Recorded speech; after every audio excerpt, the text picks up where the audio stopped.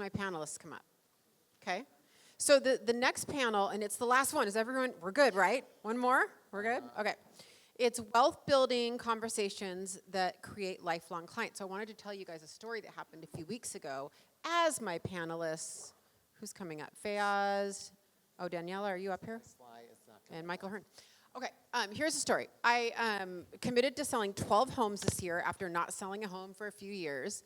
And my first home of the year was a Seattle Mariner, can't tell you who, but it was a 3.1. It was a really great sale. And I work with a lot. I've sold Kevin Durant's house. Like I've sold a lot of athletes' house. I have a luxury business as well. So, and I've also done my wealth building through real estate. And that's partly why I'm teeing this panel up. So it was a new construction, and the client bought it unseen, but he flew up for 4 hours one day to see it, just kind of during our inspection period to just make sure. So he comes up, the listing agent was there. I was representing him as the buyer, and the listing agent was there. Now, I've been out of the game for a few years, I don't know, but y'all, it's like a zoo out there. Because we're in this walkthrough, the builder's there, the listing agent there, me and the client's there.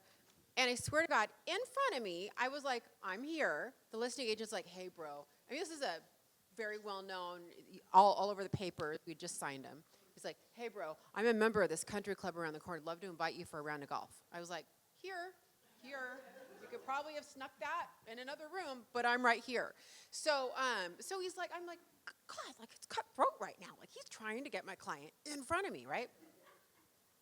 So I'm gracious, and I do the thing. I do what we all do, which is smile, and there's like daggers, like, yeah, whatever. So he leaves, and you know what my client says to me? Because he was referred by someone. He goes, okay, Vija, I just want to, before we sign on the dotted line, we're on a 2-year contract, maybe a 1-year extension, maybe 3 years. Like, tell me this is smart and that we shouldn't rent. Tell me that it's smart for us to buy.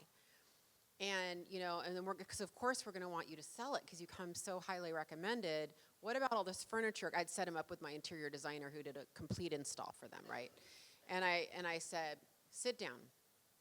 So he sat and I said, here's our strategy. What we're going to do is we're going to get you out when you're about 600K up.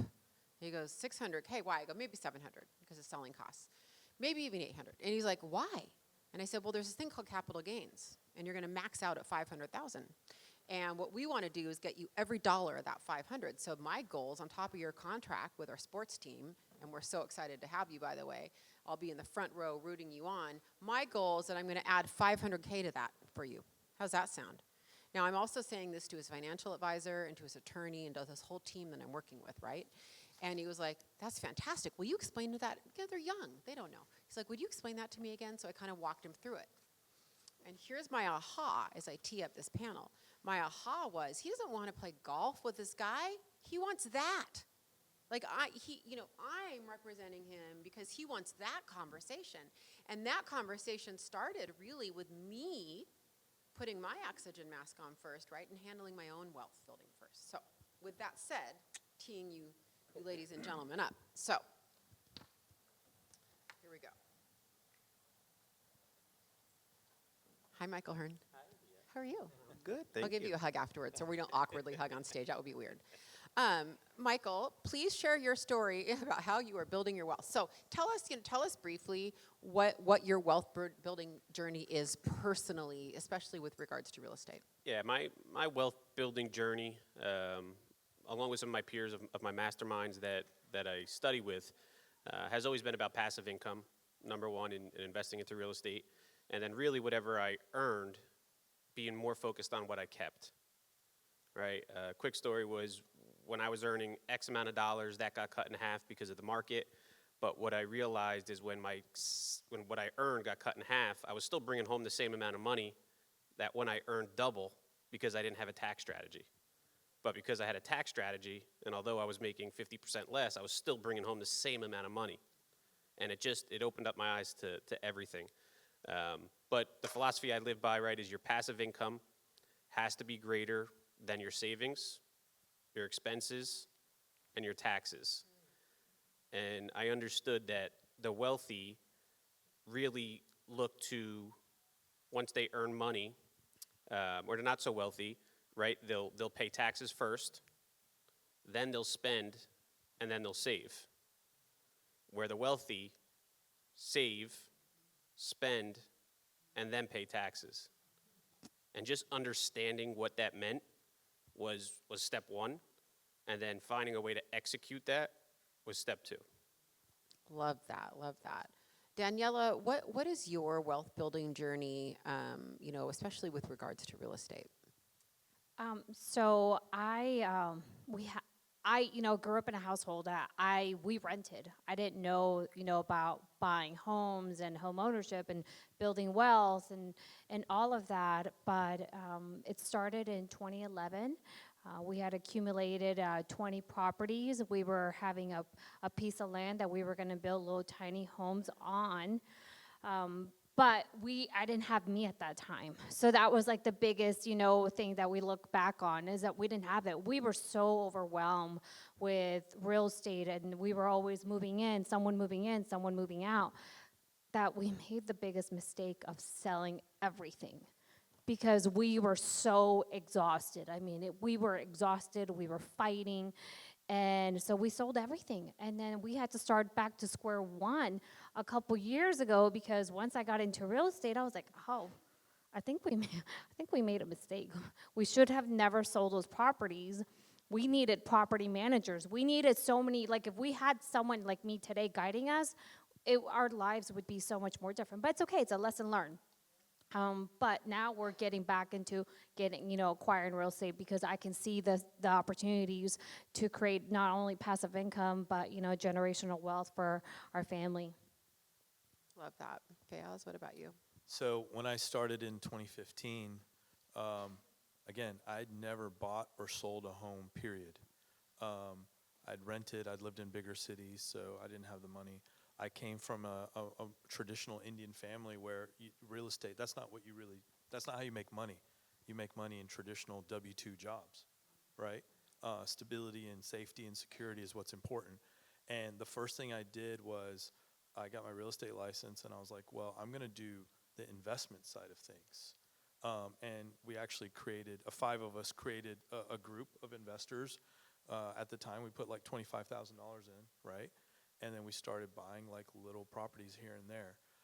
That group now we have 11 residential properties, we have 2 commercial properties, and then I'm doing the same thing with my business partner where we're leveraging the revenue coming in to the real estate business, started another LLC, and our tenant now is our team in several of those commercial buildings.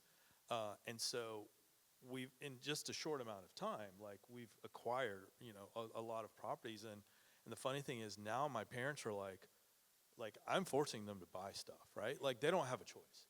And so it's funny, like the other day, my mom was like, why are you buying another house? And I was like, do you realize like how quickly we have changed the family's trajectory just in 6-7 years? And it's not because of a job, it's because of real estate. And my dad was in the back seat, and he was like, yes, like literally. And I'm like, look, you guys are retired, and the family trajectory has changed, and so has the trajectory of a lot of people. So very quickly, we were able to do that. So that's unusual. You started with a pool of investors before you bought your primary residence, I'm hearing. I hadn't even sold a home before. Like I love it. It's just also no. I not honestly normal. thought I was going to do like the investment side of things and property management and stuff like that. And then I was doing that, and I still do that on the side, like just for personal stuff. But then the residential side kicked off, and I'm like, okay, there's money to be made here too. So I guess I better do that as well. I'm curious, how many of you guys have at least one rental property in the room? Okay. Is who here doesn't have one but aspires to, is that something you're interested in? Okay, good. Who knows about cost segregation? My accountant did not know about cost segregation. Well, right? so let's Fire. take that. Let's take that as a launching point. Faiyaz and Michael, how did you learn about that? Like, how if you could give them, I don't know, 2 or 3 things to do to learn about it all, having gone through what you've gone through, how would everybody here learn about? You know how he was talking about in the previous panel about being in the room with people? I literally was in a pool, in a room with like some really big real estate agents, and Brian Gubernick. Like I'm talking about real estate agents who are doing like 800 to 1,000 units. Brian Gubernick started dropping cost segregation. Every single person in that room did not know what the hell cost segregation was. And we were like, what?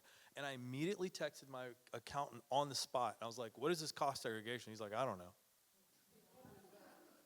And I'm like, what? What do you mean you don't know? Like, you're supposed to be my advisor, just like we're their advisors, right? And so, like, we were just buying at that time, we were buying a $1.3 million building. We cost segregated it that year, saved $80,000 in taxes that year. I'll give you a great example of it very, very quickly. 3 years ago, I had two agents, both make $100,000 on the team.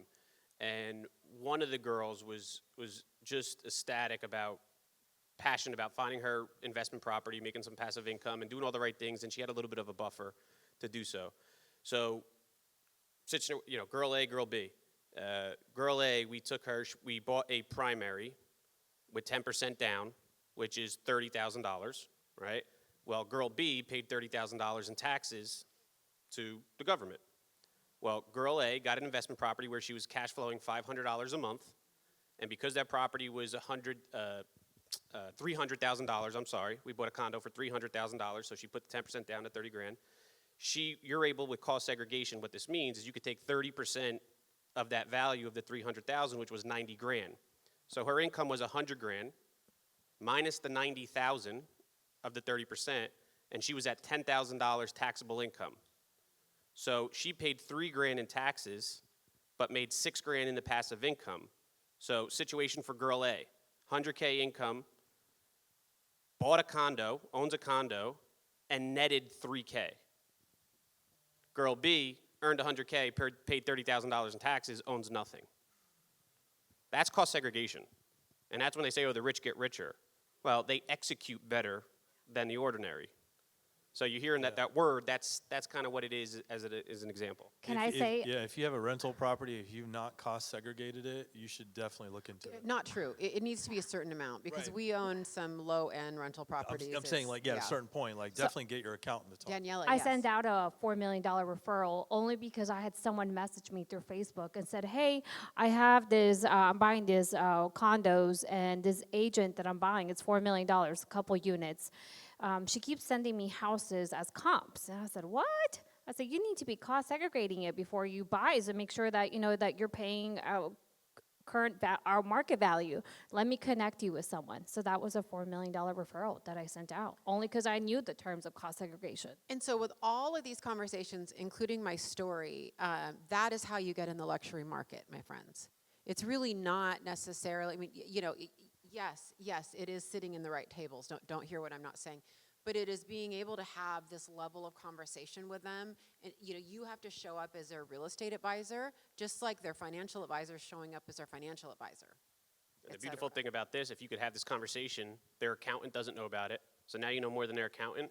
That's whoa, right? Their financial advisor didn't mention to them. That's weird. And now you're advising them on that. That means something. I do want to dig kind of deeper, though, because I really want to give them tactics. All three of us have had the benefit of being in the room at metrics and different things, but these guys haven't, right? And so, let's give them some specific books you've read, seminars you've gone to, people you listen to. Let's give them some tactics. One of them, by the way, I would say is a book called The Wealthy Code, Changed My World. Yeah. By George Antone. It looks like it's a homemade book. Don't get, excited about it.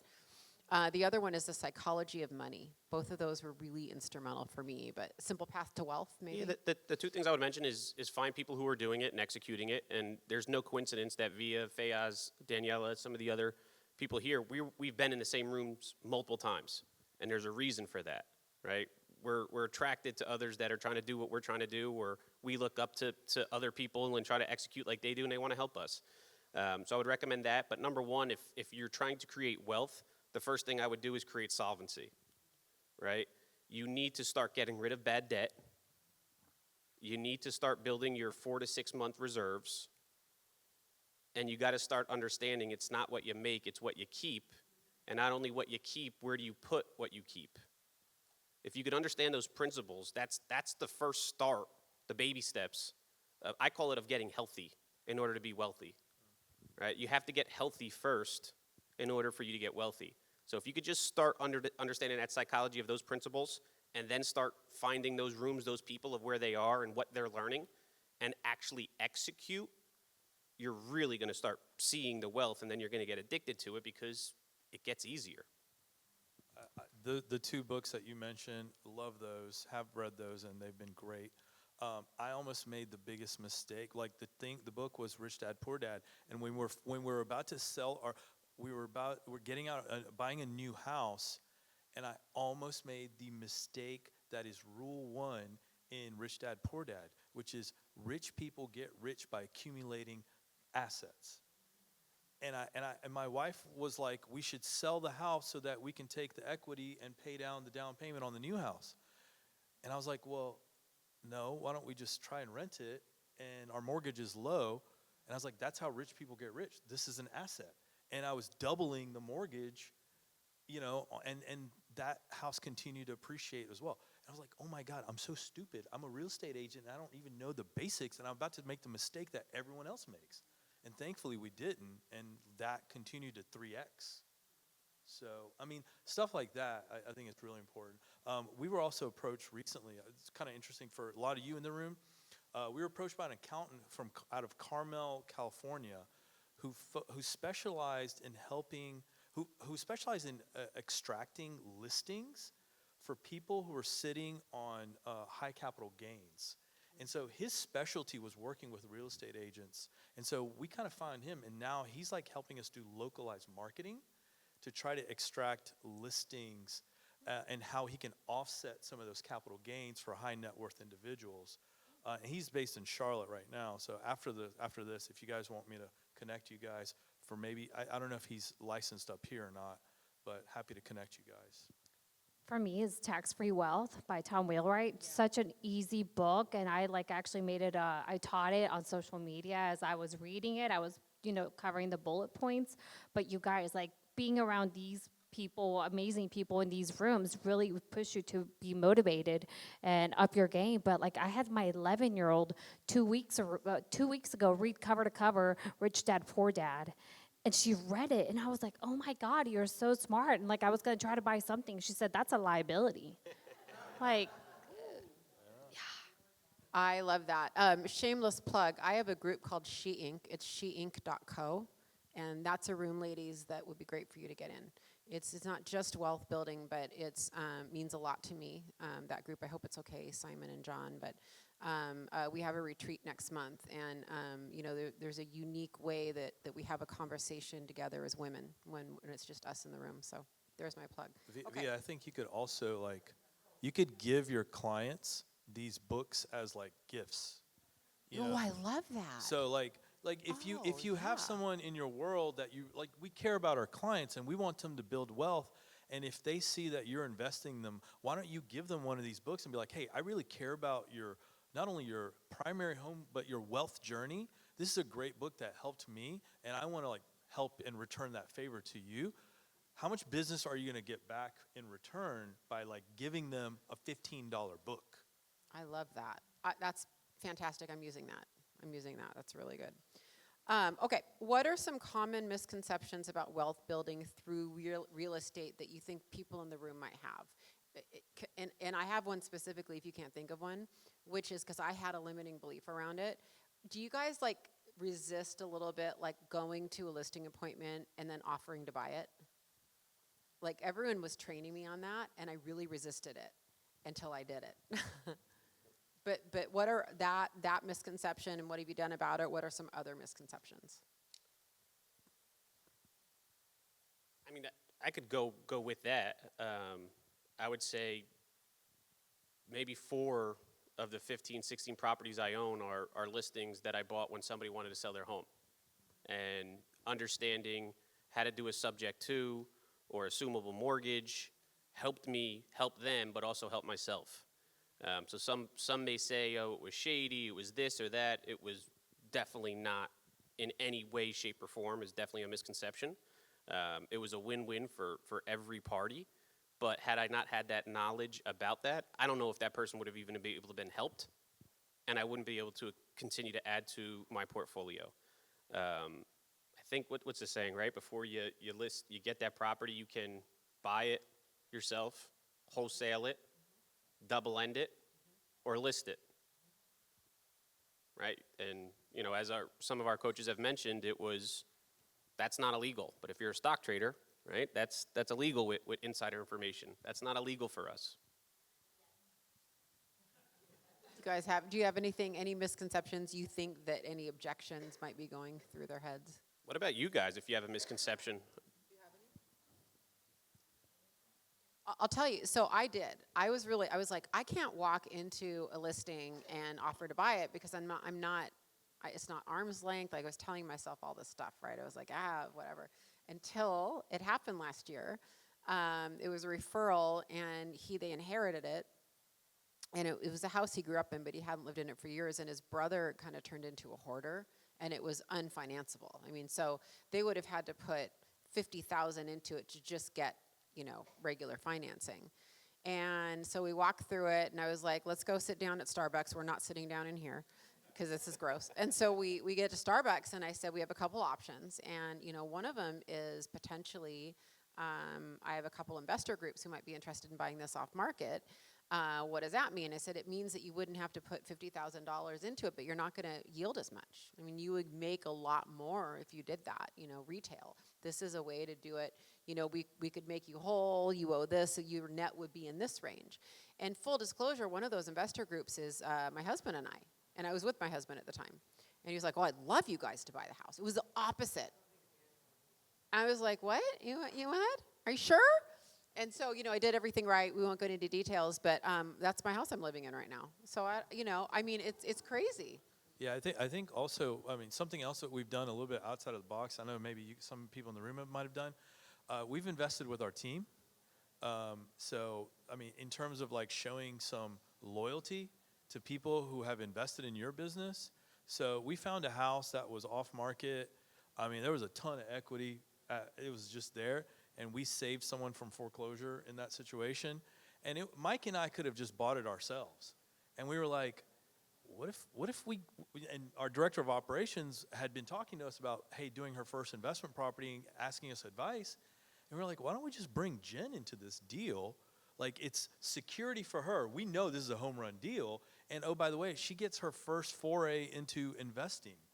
And so, oh, by the way, let's reward the fact that she's been with our company for many years and create some stickiness as well, right? So it's a win-win for everybody. And so we did our first deal with someone on the team, created an LLC and all that kind of good stuff, like everything all in the up and up.